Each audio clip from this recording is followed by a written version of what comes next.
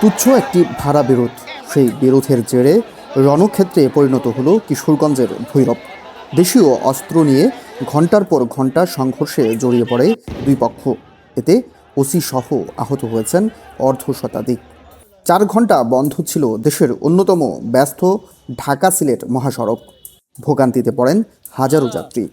দা, বল্লম, rod আর লাঠিসোঁটা হাতে দৌড়ঝাঁপ, চারদিকে আতঙ্ক, চিৎকার আর ধাওয়া পাল্টা ধাওয়া।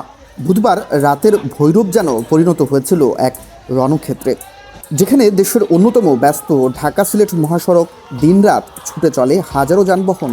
সেখানে বুধবার রাতে কয়েক ঘন্টার জন্য থমকে যায় সব কিছু। তুচ্ছ একটি বিরোধের জেরে দুই পক্ষের সংঘর্ষে অচল হয়ে পড়ে পুরো এলাকা। স্থানীয়রা জানান, 3 দিন আগে ভৈরবের একটি মাইক্রোস্ট্যান্ডে ভাড়া নিয়ে কমলপুর ও দুর্জয় মোড় এলাকার কয়েকজন যুবকের মধ্যে বাকবিতণ্ডা হয়। স্থানীয়ভাবে বিষয়টি মীমাংসার চেষ্টা হলেও উত্তেজনা থেকেই যায়। ভৈরবের মানুষজন এরকম একটা ঝামেলার মধ্যে ক্রিয়েট করে। কয়েকদিন আগে তো হচ্ছে, সপ্তাহখানেক আগে হচ্ছে কি আপনার ইয়াতে ফুটবল খেলা নিয়ে ট্রেন যাতায়াত বন্ধ ছিল। 2 দিন পরে পরে আসলে এই যে ভৈরববাসীদের আর একটু ইয়া হওয়া উচিত। মালপত্র নিয়ে হয়রানি হইতেছে 2 দিন পর পর, খালি একমাত্র ভৈরব এরকম ঘটনা। যাত্রীরা হয়রানি, ড্রাইভারের হয়রানি, অনেক হয়রানি হইতেছে। বুধবার বিকাল থেকেই দুই পক্ষের মধ্যে নতুন করে উত্তেজনা ছড়িয়ে পড়ে। এক পর্যায়ে কয়েকটি দোকানপাটে হামলা ও ভাঙচুরের অভিযোগ ওঠে। সন্ধ্যার পর পরিস্থিতি আরও উত্তপ্ত হয়ে ওঠে। রাত 7:30টার দিকে দেশীয় অস্ত্র নিয়ে দুই পক্ষ সরাসরি সংঘর্ষ ছড়িয়ে পড়ে ঢাকা সিলেট মহাসড়কে।